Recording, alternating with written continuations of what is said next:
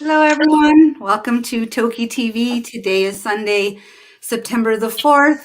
Thank you guys for joining. I see lots and lots of people joining online. So don't forget to type in your name and where you're watching from, because we really do love engaging with you in that way.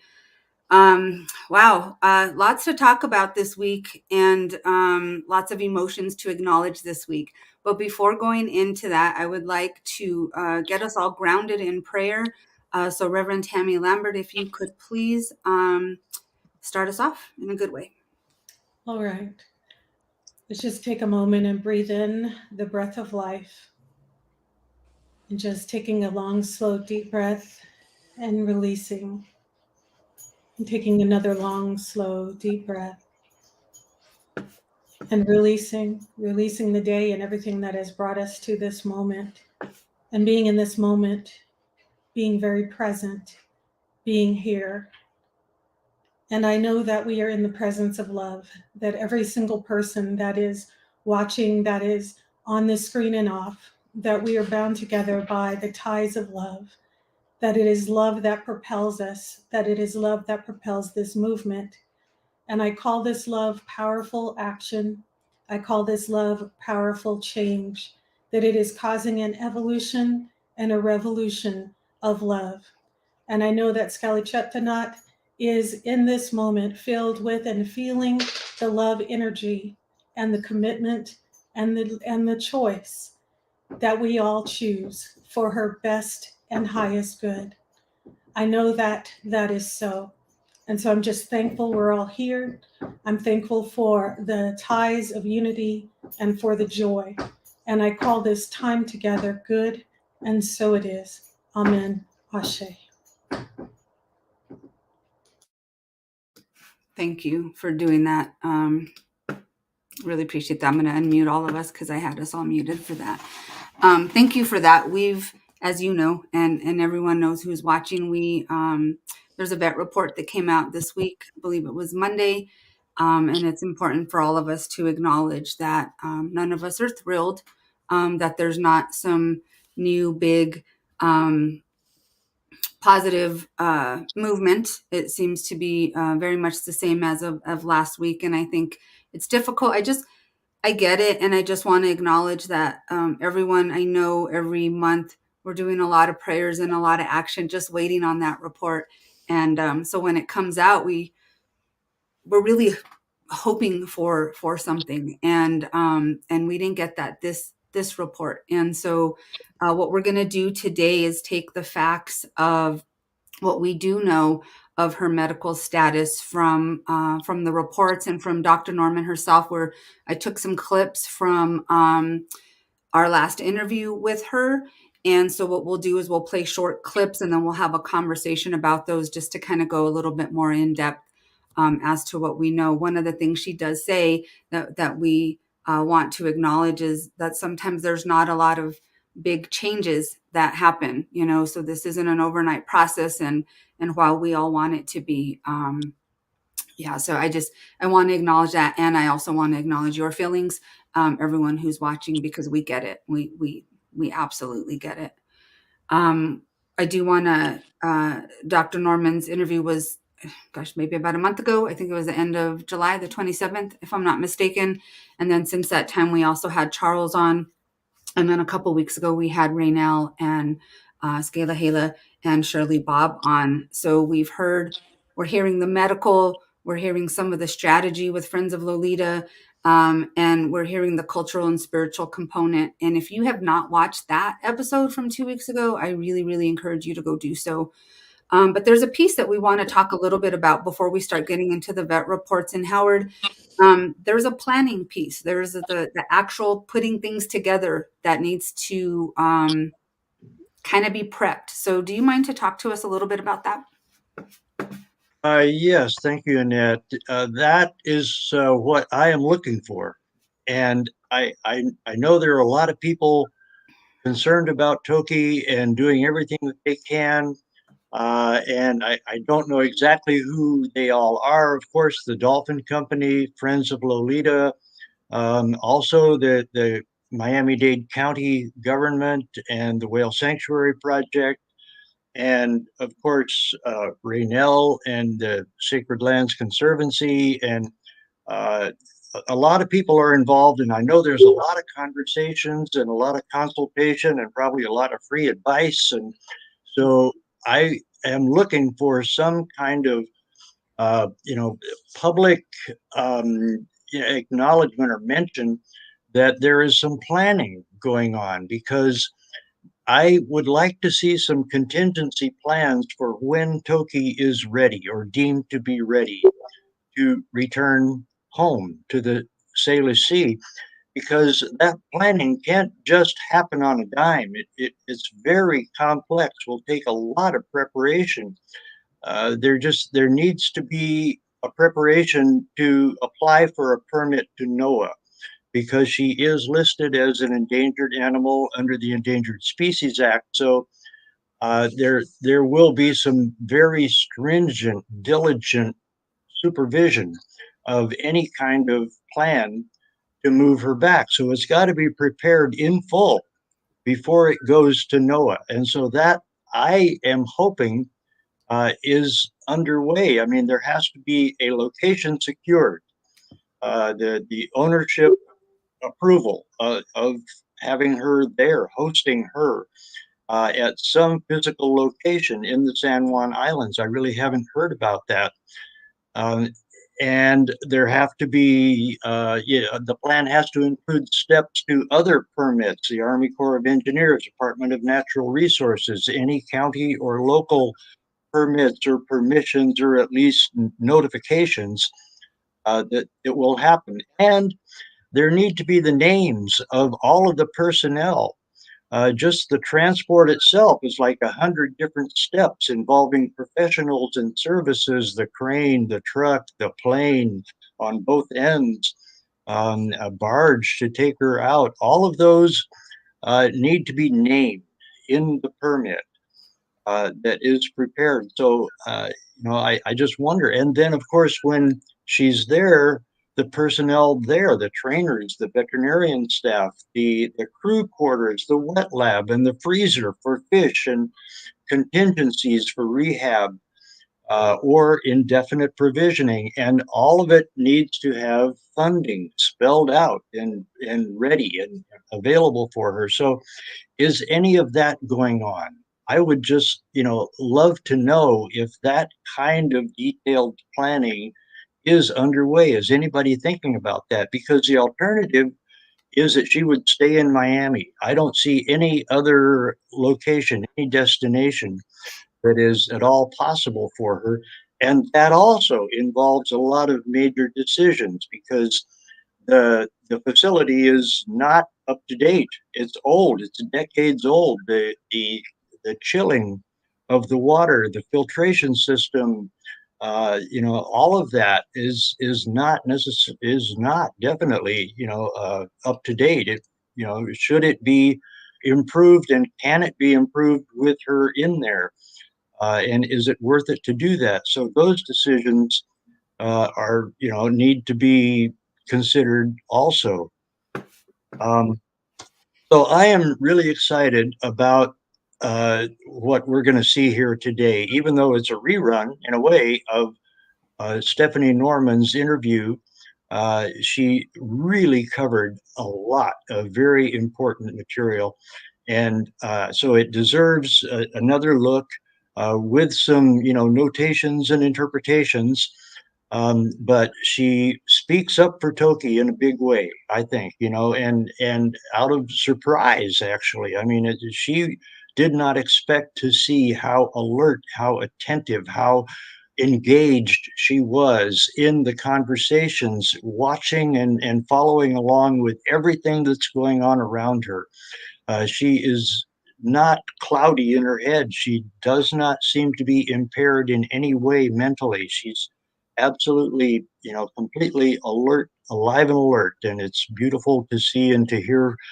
And it's not only from Stephanie, of course, but from everyone who's been in there and been able to have some quality time with her.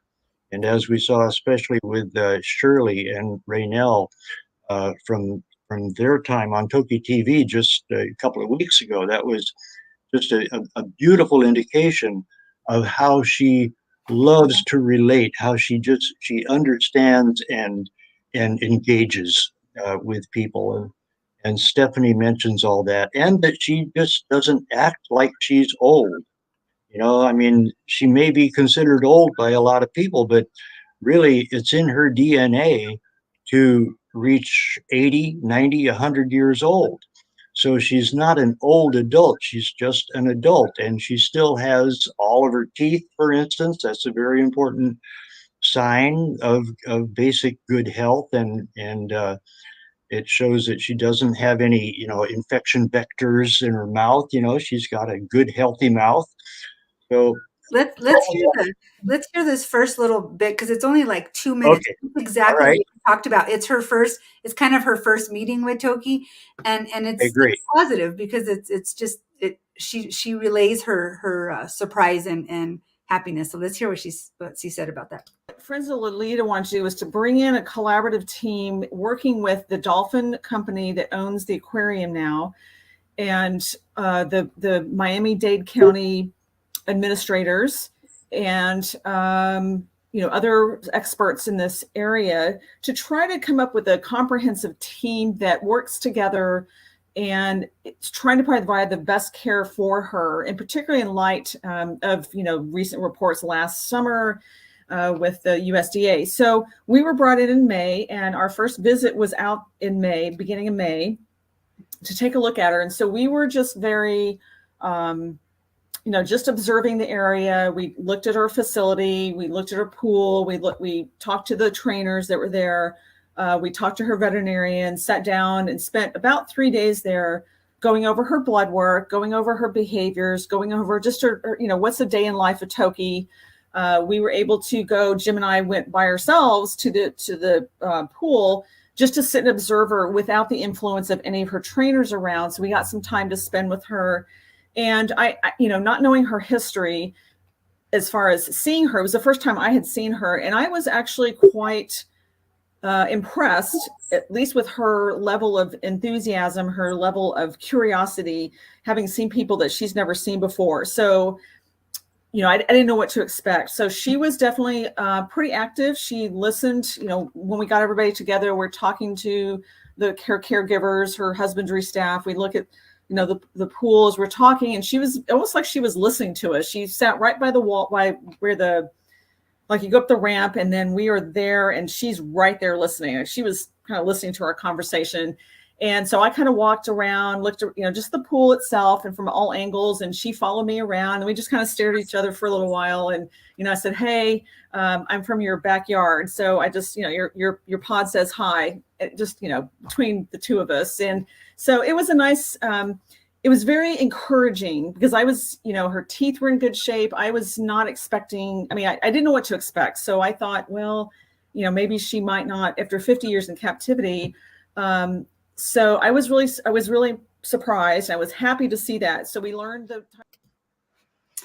That was great. It was cute was watching, you could see us on one side like live today, and then you could see us live the other day, and all of our smiles are so big both days. So it's always nice to hear directly from someone who's had that visit. And it's exactly what you were just talking about, Howard, about she's attentive, she's curious, her teeth look good, like she's healthy, she's active, all of those things in that brief 2 minutes. Give us really good insight that she really is hanging in there.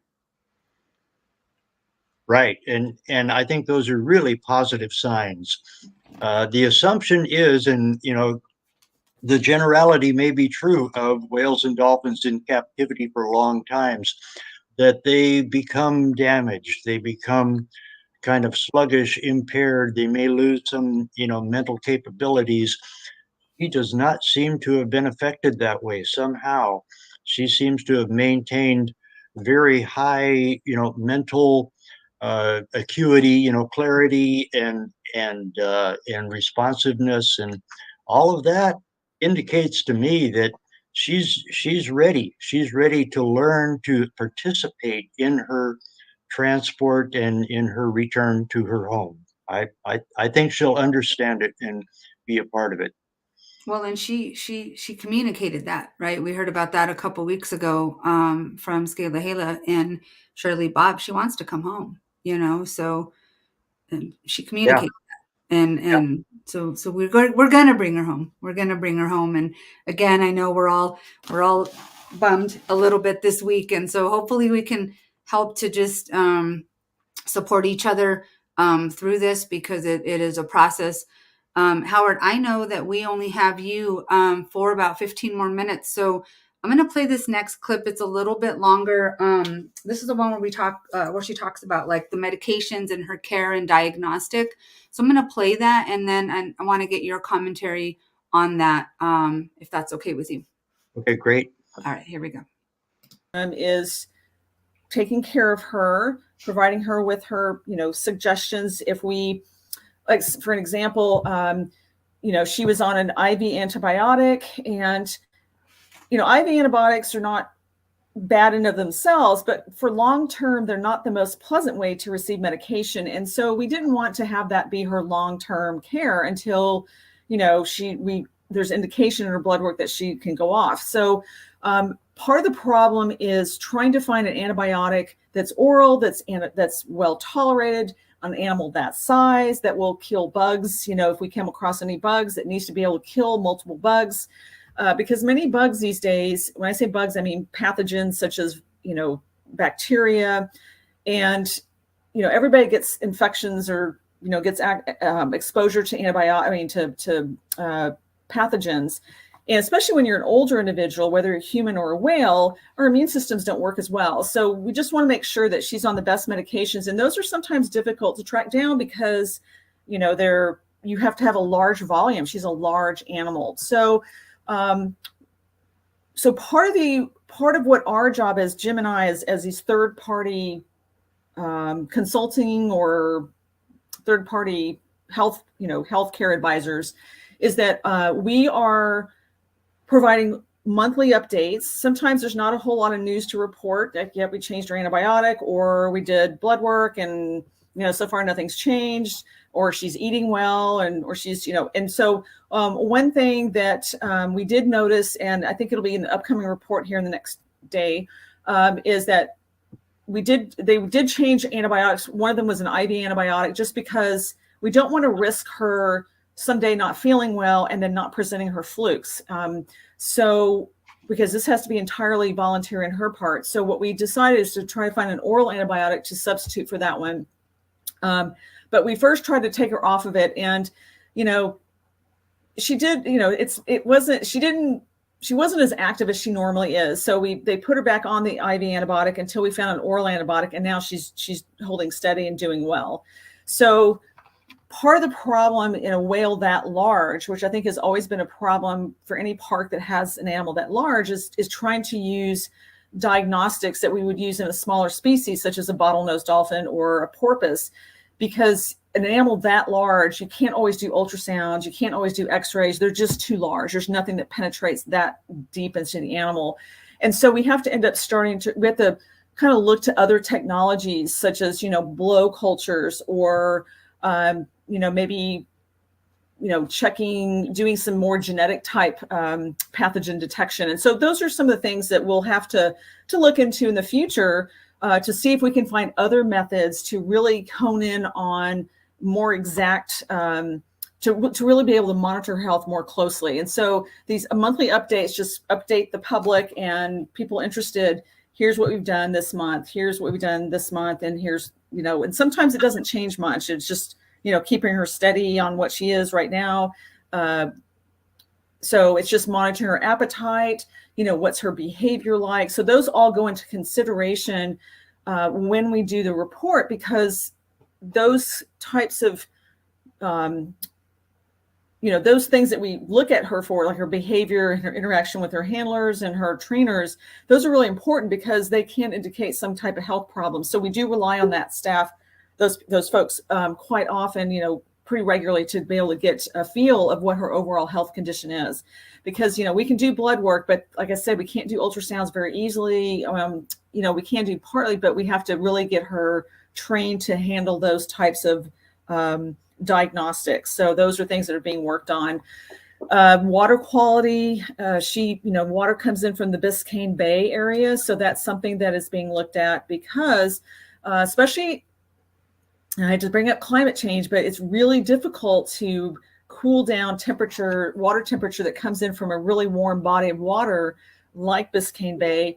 So we have to make sure that those systems are working well, make sure that the water quality is good in the sense of not having that's cleaned properly. So those are all things, it's an aging facility. And so those are things that have to be considered in the coming months. But for the most part, she's been holding steady, and that's what we're happy about. All right. So again, she reiterates the positive, right? She is holding steady, and just for those of you who might just be joining us and seeing the old thing, what we're doing is we're going back at this interview that was a little over a month ago, and just taking pieces of it and looking at that a little more closely, because that is the information we have. And as you've seen from the reports, not much has changed since this interview as far as her health. So I'm just addressing some of the comments that are coming in about why are we showing old stuff. A couple things, Howard, on this one. She talks about our immune systems as we age, and what I notice is she's comparing that to humans. So she's not saying Toki's old. She's just saying we have to be careful, because she's in her 50s, and some of us are as well, and we probably need to look at. But she's not saying she's old in comparison, and something that we'll hear about in a little bit too is just really looking at comparing her to her family, not other captive orcas, because as we know, that's not a fair comparison. So I don't know if you want to talk a little bit about the immune systems, Howard, before you go. Well, yeah, I really appreciate what Stephanie is saying there, and she is a scientist. She's a very objective, clear-minded, fact-based scientist, and so she is going to look at that. And she is not just a veterinarian; she is an epidemiologist. So she looks at those pathogens and any kind of potential spread of disease. And those are the most alarming questions. Those are the kind of objections that people bring up just because they're frightening to think of spread of disease, of either her taking something to the Salish Sea, spreading it to the southern residents, or her picking up something from the southern residents that she is not immune to. And so, those need to be looked at. And Stephanie is the perfect one to do it. And she does it in great detail. And later on in the interview, I don't know if we're going to be able to play it today, but she talks about her work here. And I was there. I witnessed her doing the examinations of porpoises and in the writing of the paper, a couple of papers on that. The mucormycosis fungi, for instance, that has been found in porpoises, washed up deceased porpoises, and in one orca, L95, who was severely injured by a radio tag that got ripped out and opened up a gaping wound. And through that wound came in the fungi that then attacked his heart and lungs. So what she is saying is that these pathogens are present and they can be very harmful to compromised, severely injured, or sick individuals, but they are not pandemic across the population. They are not having widespread effects or affecting any animals that are in basically good health, good immune systems. So they're not that scary. They need to be looked at. They need to be watched and assessed objectively, scientifically, and that is what Stephanie is doing. But they do not indicate that that she would, immediately come down with something, or that she would immediately spread something. That all, can be assessed very scientifically and answered, and then the risk needs to be judged and needs to be looked at in comparison to all the other factors and the whole goal of returning her back. So Stephanie really does a fantastic job. And she also, I don't know if this is going to be in a clip either, but she talks about talking with Dr. Giles. Giles is specialized in fecal samples, in following the whales around with the poop sniffing dog and picking up samples. And from those samples, you get a gold mine of information on hormones and stress levels and pathogens and a whole profile of the inner health of those animals. And that can be done with Toki. And that, I'm sure, is what they are talking about. Completely non-invasive, of course, and can be done. I hope it is being done. It has to be a scientifically designed experiment, to do the comparisons. But that will be very valuable information when that comes in. So I'm looking for the results from that study to come in before too long.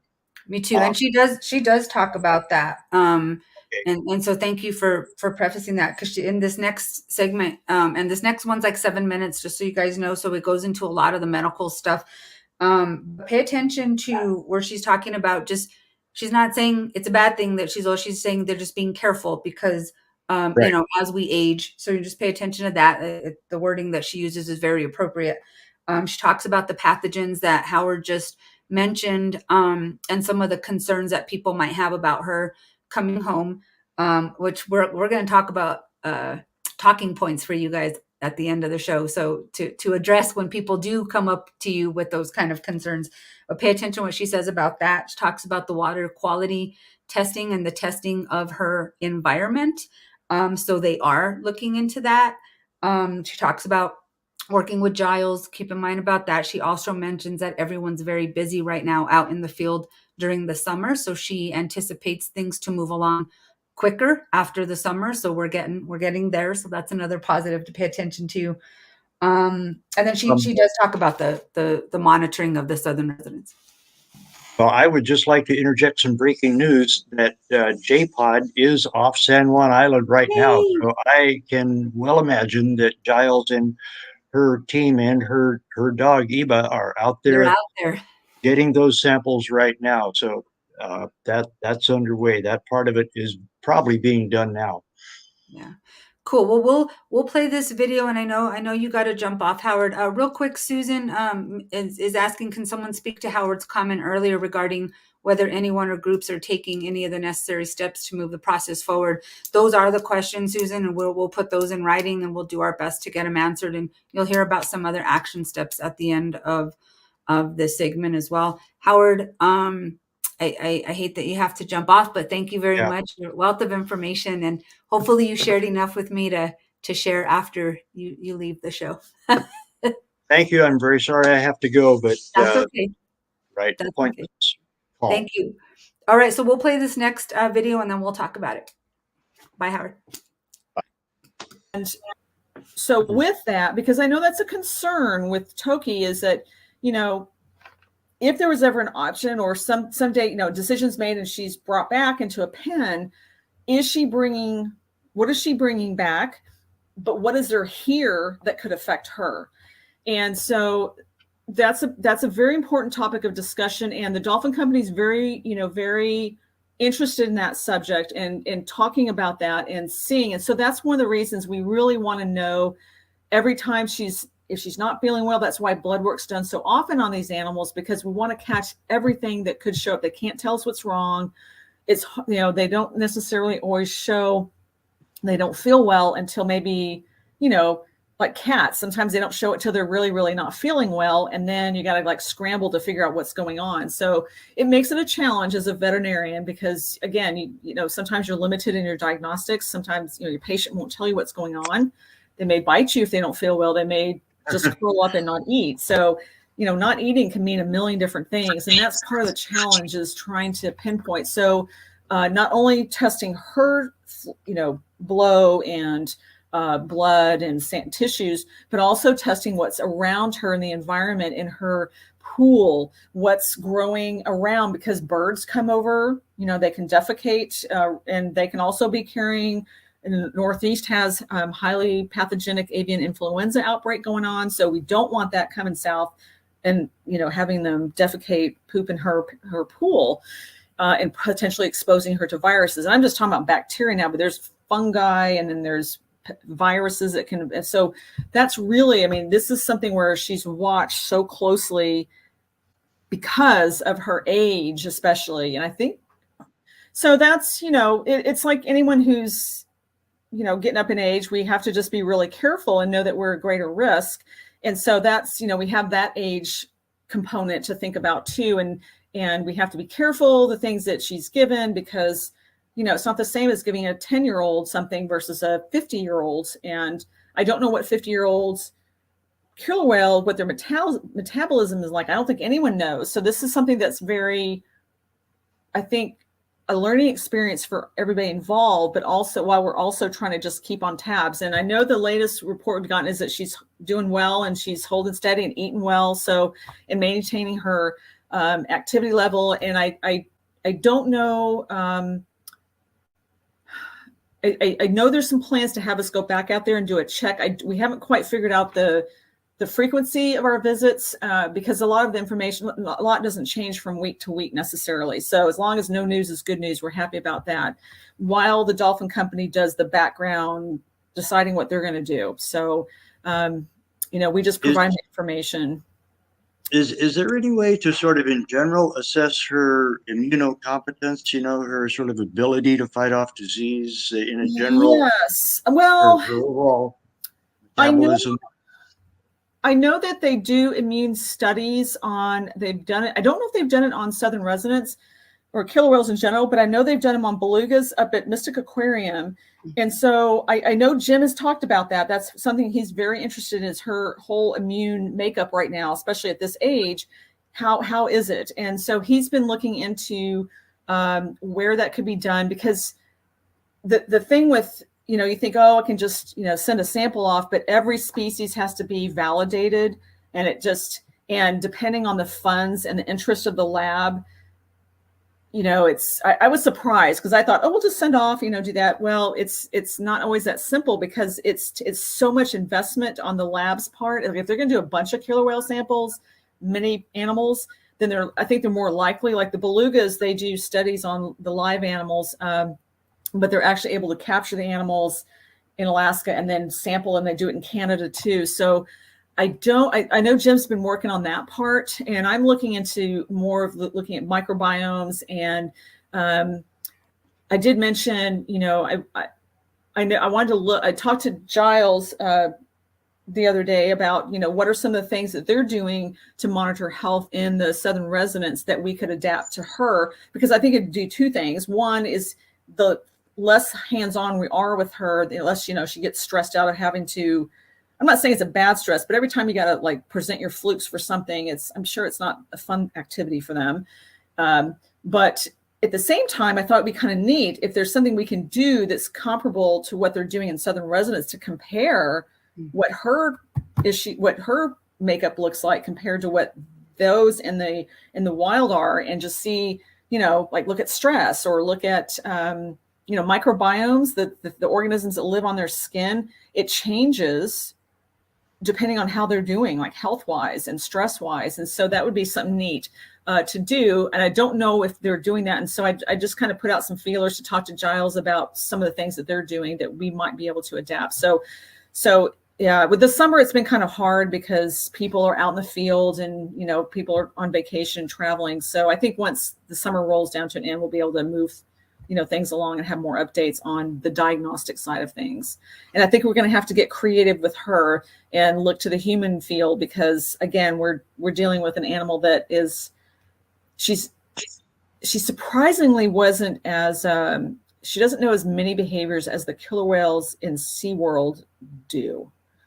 As far as well, because they don't have a pool bottom that comes down to help them examine her. So they have to rely on her, getting, I don't know the proper terms, but putting, hopping up on the, I hate that you say that way, but she hops up on the deck, so to speak.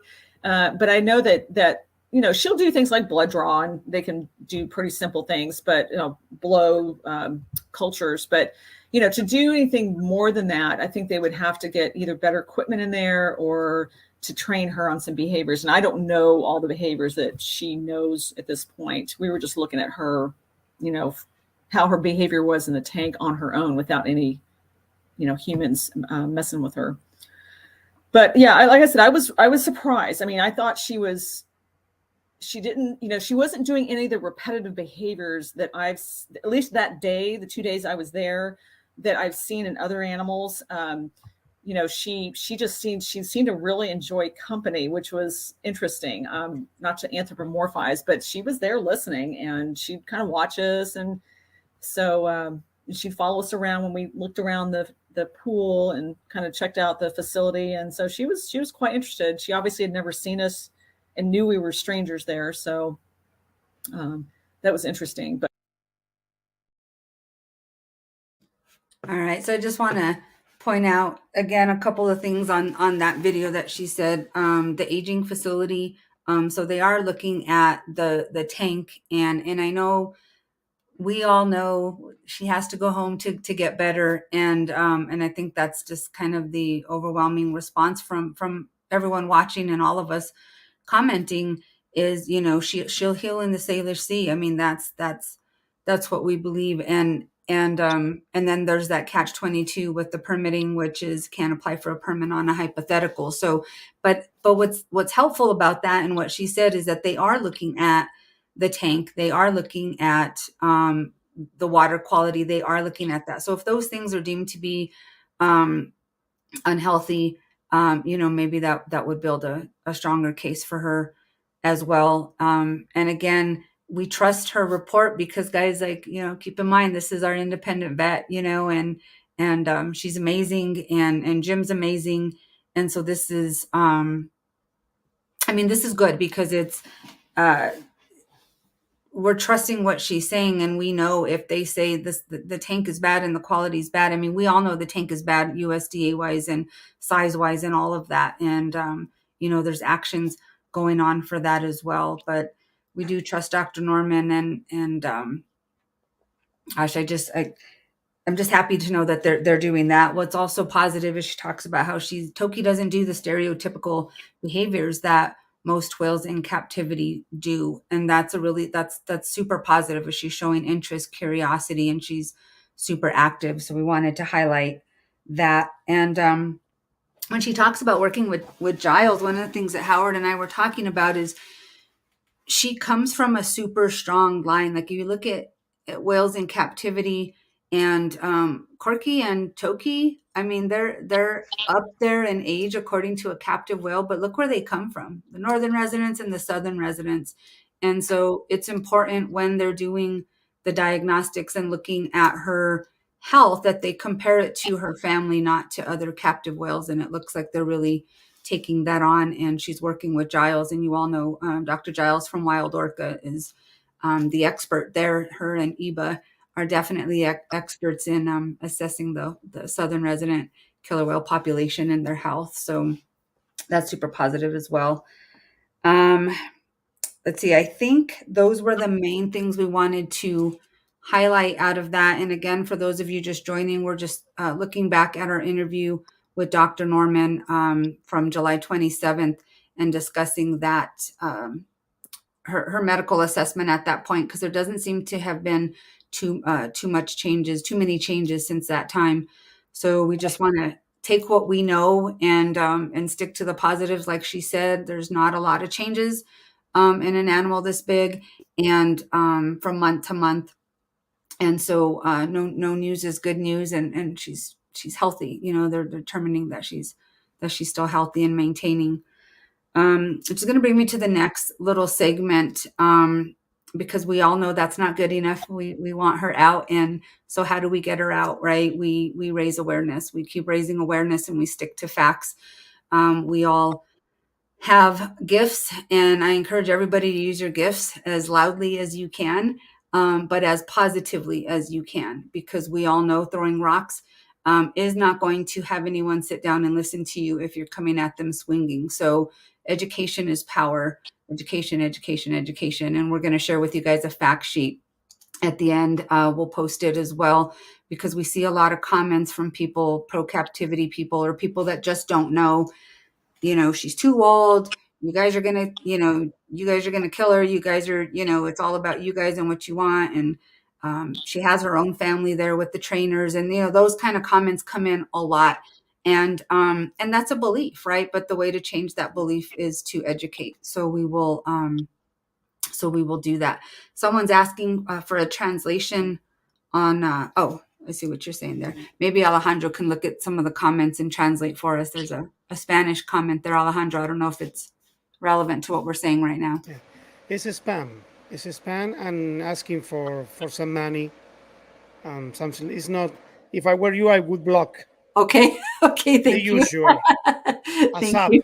All right. That's Thank it. you. Not playing around. So speaking of money, people were asking a while ago Yeah, too about where do I asking donate? Whale Sanctuary Yeah, Project. so We encourage you to go to sacredseed.org and Yeah. donate to the GoFundMe there. Since we're talking about money real quick, that is where the money will come from. That anything that goes to that fund will go to bringing her home. So that I do know. So sacredseed.org and the GoFundMe that's listed there. But back to the education piece, really, that is the best way to shift people's minds, is just to respond with facts. Don't respond with anger. Trust me, I know that's really, really hard to do, but respond with facts, and we're going to give you plenty of them to be able to use. And Christine, can I have an address to send a letter to the Dolphin Company? Yes, I will send that to you on Messenger. But let's hear this final piece from Dr. Norman, because she does talk about the awareness piece. This is just a couple minutes. I think one of the things that Toki has proven to be, and I think is kind of one of the things I found was very interesting, is they are very, very invested in her down here. And I think she's got a great story behind her. She's a great case study. I hate to say it that way, to use dry clinical terms, but if there's anyone that can provide a really great story on sort of a redemption story, I think she is the one. A story of redemption, of humans redeeming themselves, particularly more modern era man for the last 50, 60, 100 years that we've influenced things here. More than that, probably, obviously, but at least in the midterm is have her be an ambassador. But I have to say, there was one thing I was kind of interested or surprised. I really thought that when it was announced, when the first report came out, our first visit that we did, I know it made a lot of news with the killer whale community, the orcas, the people who really take an interest in her. But I was really surprised I didn't hear about it in the mainstream media here in the Northwest. I don't know how to explain that. You guys probably have a better handle of that, but I thought it would be just hitting I thought it would be like front page Seattle Times, or maybe not front, but important. So I don't know. I would like to see more awareness of what's being done to help her down there here on a broader scale. And I don't know how that, I think that would be very, I would like to see that. I think it would be a great thing for her and her cause and really what she represents. And especially the people that come in and recently moved into the area that may not know anything about her. And so I think it's up to us to keep her face in the news, keep her reports going and just let people know that there is still one of them out east. And, don't want to forget. And no one's not going to forget, but at least make people aware that are new to the area that maybe don't know the story about her. All right. So on that note, we've heard, we're all supporting each other, but we're preaching to the choir. Here's what I want to say is there is a whole lot of people have joined the choir. And so there's many people joining this group, many people finding out about it. So no, you're not preaching to the choir. Everyone who reads these comments is learning something. So, again, share on other pages. The fact sheet that Howard put together, I'm going to put that in a flyer type of thing. And if you guys want to print it and leave it at your grocery store, leave it at your grocery store. I mean, we have our little friend Addie in her lemonade stand, and she's out there handing out flyers with facts. She's out there, that 9-year-old child is out there teaching, 9 or 11, I can't remember, sorry, Addie, is out there teaching people and sharing awareness to the public that people didn't know. People riding their bikes down her road are now interested in following her to find out what's happening with Toki. So like Dr. Norman said, I mean, this should be on the front page of everything, but let's get it there. Use your voices, guys. It really does matter. I do want to give a quick shout out to the Dolphin Project. Everybody knows they just released their 3 dolphins. Yay! Johnny, Rocky, and Rambo, I believe. And so I just want to give a shout out to them. And their number one thing they said is, you confiscate and then you train.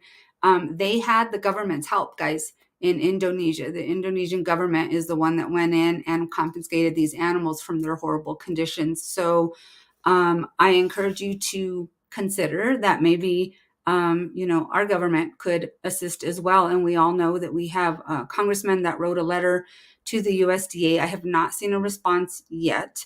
But Peggy Oki on the Origami Whales Project page has an action that she talked to the people about how do we support these congressmen. And so they said to write to your congressmen, to write to your legislators. So go to the Origami Whales Project page and look at the link. I know sometimes they seem kind of long, but she's been hanging in there for 52 years waiting for us to bring her home. So take the time, write those letters, you guys, and let's get some answers about her tank. Let's get some answers about who's providing oversight. And, if the government can step in, that's one thing that I learned from all of, besides all the other wonderful things the O'Berries did to make this happen. The government assistance is really what had that happen. So, and yes, Sharon, with new teeth for Rocky got his new teeth, you guys, because he had no teeth from his horrible conditions that he was in, and he got new teeth and he's out there. So thank you, Dolphin Project, for doing that. They released them yesterday and they already miss them, but they're tracking them, but they're doing well. So super positive news. Speaking of actions and positive actions and being loud and being heard, Christina Mullee, we have you on the show because you are going to give us an overview about the dams and what's happening and what needs to happen. So we're going to turn it over to you. Okay. Great, guys. Hey, thanks for having me. I just wanted to start with the fact that I completely keep my vision of Toki swimming in the Salish Sea through the kelp. Every single day, I send that to her. I send her love and light and healing energy. So just keep doing that because it's really powerful and strong, and I know she feels it. So, which basically brings me to, what I wanted to talk to you guys about today, because the Salish Sea definitely has some healing to do, and it's desperate for salmon. Let me put my glasses on so I can read my notes. The report, to me, the report was really positive overall because I have never heard the words breaching of the dams come out of those 2 representatives. So to me, that was like extremely positive. I just wanted to mention that. But what the report and recommendations were from Senator Murray and Governor Inslee were that they stated that removing the dams would protect the salmon and the steelhead. They both stated that they were committed to action, really good, and that they will make the dam breaching viable. And they also note that the extinction of the salmon and the orca that feed on them is absolutely unacceptable. So to me, all of those things, again, were really positive because I haven't heard them say these things. So it was really, really, I know the whole report isn't exactly what we wanted it to be, but to me, that was a really good step in the right direction. They also said that it was unacceptable and that they wouldn't let it happen. Inslee said himself, "We will not permit Washington State to lose its salmon." And he promised in the recommendation. But, however, they also said that it wasn't an option right now. Well, so that's why everybody is like all, bummed out about the recommendation and the report and everything. But the salmon right now, they're literally in hot water, okay? The Ice Harbor Dam, which is one of the 4 dams that we need to get breached, it registered the highest ever temp at 72.32 Fahrenheit. So that's significantly above the 68 Fahrenheit threshold that the salmon and the steelhead require. So the 4 dams that we need to get breached are the Lower Granite, and that temperature is 69.44. Okay, the Little Goose registered at 70.34. The Lower Monumental 70.88, and the Ice Harbor again at 72.32. So that's significantly above the 68 Fahrenheit that the salmon and the steelhead require. I mean, and that's just like the threshold. So they're literally in hot water, and we can't wait. There's no way we can't wait. We have to breach the dams now. We need to honor the long-standing treaties with the tribal nations in the Pacific Northwest. I mean, unless we're willing to go bold, and I mean like bold, we're going to lose the salmon, and that's just basically going to be a collapse in the whole ecosystem there in the Salish Sea, and we can't have that happen. There's no way we can let that happen. Salmon are keystone species, 137. I think actually there's even more species that rely on them. It's all together. I mean, and even the trees, they rely on the salmon. Everything relies on the salmon. So there's no way we can do that. So basically we need to breach the dams now. Okay. And nature will restore itself. There has been a lot of dams being breached like a long time ago, or not even a long time ago, say maybe 10 years ago or so. Breaching of the dams was just like, oh, crazy, and conspiracy, or the liberals, or whatever you want to do, whatever you want to call it. And so now there's being a lot of dams being breached, and it's great. Every single dam that has been breached has amazing success stories and amazing fish runs coming back. So it's not crazy like it used to be. It's very doable. As a matter of fact,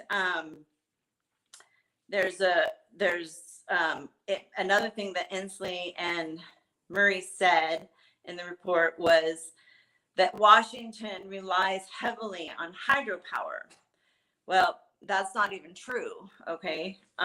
All 4 of the dams combined only generate 4% of our region's energy. So there's a lot, since the dams went in, there's a lot of windmills, there's a lot of new sustainable resources that we have. We don't, and this is just 4 dams, it's not like we're preaching all the dams in Washington by any means. So there's no reason. And also the dams have little to no water storage. All right. So that also means that they have no control over the flooding. And the list goes on and on. I'm not going to keep going on about why we have to breach the dams, because bottom line is we need to keep the salmon. We need to keep the orcas. We need to keep the Salish Sea healthy, and that's what will do it. Also, it will cool down the rivers, which will help a lot. The birds, everything. It's just amazing what happens when you breach the dams. So, according to Jim Weidel, who is a former Marine Corps engineer who used to work on the dams, according to him, now I'm not exactly sure if this is 100% sure, but I think that it's very close, anyways. But I'm not an expert and I'm not an attorney, so. But according to him, the president of the United States can override Bonneville Power and breach the dams himself without Congress. And the reason for that is that Bonneville Power is not federal. And Bonneville Power is the bill payer for breaching. So they're not federally funded. And apparently that's why the president can breach the dams without Congress. So like I said, I'm not sure, but I'm going for it. And I have been going for it because I have been writing to President Biden for, this year. And I think a lot of people are, and I think that is exactly why he recommended that we breach the dams. So I think that is working. So I'm really going for him at the moment, and I have been. Sounds reasonable. And also, according to Jim, breaching the dams is not that complex. It's quite simple, actually. We just take out some screws and you start slowly, and then eventually you get, you do more and more. So it's not like a overkill. And anyways, it's not like, oh, it's like such a huge thing, because it's really not, and it's pretty simple. And I believe that he would know that. He did work on them for about 20 years. So we can do that. And the time to do it is in December, because that's when there are very few fish. And that's just the time to do it, between December and March. Basically what you do is you start in December and you slowly, work your way and flow it. And then it gets, a little more and a little more. And by March, you have a free flowing river, and we would be able to do two dams in that time. See, we can't breach all of the dams all at the same time. You have to, start out slow. So it's very, very possible and very, very, very doable. But really, basically, I feel that it's up to us to do that. We, as the people, we need to be really loud. And the only reason why the other dams have been being breached are because of the people. The people make that happen, okay? And we can do it. We can do this. I totally believe that we can do this. But we have to be bold. We have to be loud. And I'm talking like really major. I'm talking, thousands of calls every day, thousands of letters. We can't just like have 100 or a couple hundred. We have to have thousands of letters. We have to have thousands of calls. And it doesn't matter if you live here in Washington. This is a national situation. The SRWs are our national treasure. So all of and we're going past. I still think that calling and writing Inslee and Murray is still a good idea, but I really, really have been targeting President Biden, because I feel like that is the person that we need to target. And so the way we can do this is by having letter writing parties, postcard parties, telling everyone, please, just explain to them, as Annette was saying, education, that's people. So many people aren't aware of what is even going on.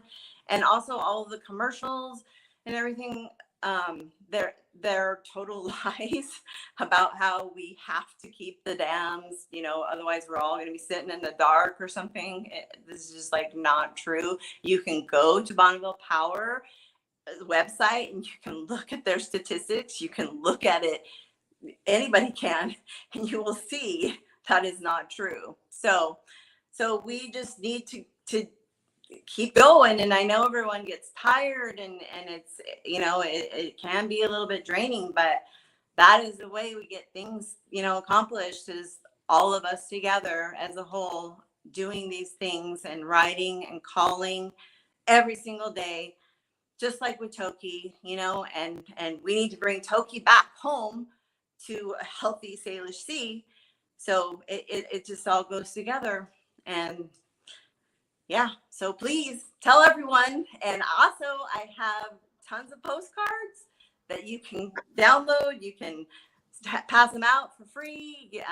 All these people that did them, Stacy Pride, Snow McCormick, Sue Kochia. All of these people, all they want to do is get the dams breached, and they have all given their art to do that. And please, by all means, if you have any questions or anything, message me. I can give you templates of signs or orcas, whatever. I have lots of stuff. I've been doing this for a long time, and There's a couple questions, Christina, and maybe suggestions. People are saying, hey, can you do a one-click action? So maybe, you're gonna work on that if you want to get that. There is a one-click action in it. There's one. I sent you the link for that one, and that was for Dam Truth. Dam Truth does have a one-click action on their website. They also have a lot of actions and letters that you can copy, or you can write your own, or you can change it around. It's a really, really excellent website to go to. Oh yeah, you got it up there. Okay, yeah. And we could probably get together a one-click action. I mean, I know those are great, but we would need to have the one-click actions. It's funny because the way they measure the letters, like a handwritten letter versus a email, apparently a handwritten letter is worth 20 letters. So, the one-click actions I'm not saying that they're not good, because they are. They're great. All the actions are great. But the massive amounts is what we need. Massive amounts. And also, it's really important that we're specific about how we say now. We want the dams breached now. And I'm not asking anymore, because I've been asking for a long time. I am telling them, I am demanding in a nice way. I'm not rude, in a very nice way, but it is my right to demand that. And that's what I've been doing. So That's awesome. It reminds me of one of the things Roberto says when he does his prayers. He's making a demand, when of the highest and best, and yeah, so good for you. Thank you for being with us. You're so passionate about this, and there wasn't a better person to have on today to talk about that. So thank you. Again, you guys just, use your gifts. Speaking of gifts, I can't wait. I just bought a really cool piece of art from Ma, and it is no fish, no blackfish. And so I can't wait to have it on. You guys will see it up here hopefully next week. But just people using their gift. She's using her gift of art and creating art. And when the time comes for the pen, that money's going to sacredseed.org. So, just any way you guys can, use your gifts. And again, be loud, be really loud, be positive, please, though, and be smart, be strategic. When we do this, we need to be strategic. We need to be smart. And just, if you were holding the key to something that someone wanted, how would you want to be approached? And if it was something you didn't know, then maybe someone could teach you in a way that wasn't condescending, or, through education. So how would you want to be approached? What's your listening? Do that to get the word out there. So before we close out in prayer today, I know we're a little over an hour, but thank you guys for hanging in there. Christina Mullee, you're Deborah's hero. So it says there, yay. Maybe you should get a hashtag too, because we all know Deb has a hashtag. Maybe Christina needs a hashtag too. But thank you guys for being with us. Alejandro, we have not heard from our favorite too much today. We love Alejandro. Alejandro, you're going to be going out to the aquarium soon? Next weekend. So I hope everybody can join me. And let's keep the chain of love to help TokiTV, Sk'aliCh'elh-tenaut, Lolita. Thank you so much, Christina, for all the information you provide to everyone. It's appreciated. And like Howard said, it's not easy. It's a big process we need to go through. Many documentation, organizations, involved. But we're gonna get it. We're gonna bring her home. So keep positive because she never gave up. Like Annette says, like Howard says, we trust the vets. They are professionals, they are doing the best for TokiTV, Sk'aliCh'elh-tenaut. So never give up, okay? So I see you next weekend, everyone. You're so awesome. Thank you. Andrew. Deb, any words? Nah, no words from Deb today. Okay. It's on the petition, eh? The petition is on. Yes, we still have a hashtag, unmute Deb. There we go. I unmuted her. No, just kidding. She's supposed to laugh. Oh, there it is. Hey, laugh. Tell her funny joke. There we go. Get ready to riot on the Snake River dams because you got to focus on your congressmen and Washington state legislators because there's a lot of the projects that can be at least started. The mitigation requirements started with the Washington state legislature. So awesome. And some people are asking the best way to communicate with you, Christina. It's Christina Mullee, Mullee. So Susan, you can find her on Messenger if you want to send her a message that way. I'm going to bring Reverend Tammy Lambert back on to pray us out, and then stay tuned after we close out in prayer. We're going to close with some drone footage, not new. I don't know if you guys have seen it or not, but it's not new. It's back from probably March. But we're going to close that also with hearing the song that Shirley Bob shared with us that she sang to her in person. So here we go. Tammy, if you don't mind to close us out in prayer, please. All right. Thank you, Annette. And Joe, we're going to be in a space of gratitude for all the work that's being done for our dear relative, for our dear friend. We know that we are here in perfection, that there is love, that there is power, that there is grace, that what we have heard today is exactly what we needed to hear, that what needs to be said is said, what needs to be known is known, that there is no place where spirit is not. And so I know that in this moment, in this place, that we stand in gratitude, knowing that Sk'aliCh'elh-tenaut has exactly what she needs, that everyone that's taking care of her is blessed, that everyone that is desiring her freedom is blessed, that she is able to swim in her beautiful waters, she will be able to swim in water that is the perfect temperature with all the salmon, with all the fish that is needed. And we just call on this beautiful, beautiful blueprint of perfection into reality right now. And so as we call this into being, we open our hearts and just say thank you. And just say thank you right now. Thank you that we know that this is so, that this is even now manifesting.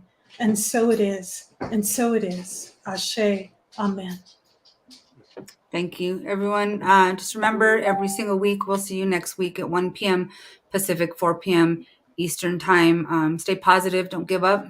We will bring her home. Thank you, everyone. See you next week. When we got ready to leave, I told you, this is not a goodbye. This is just farewell. We'll see you again.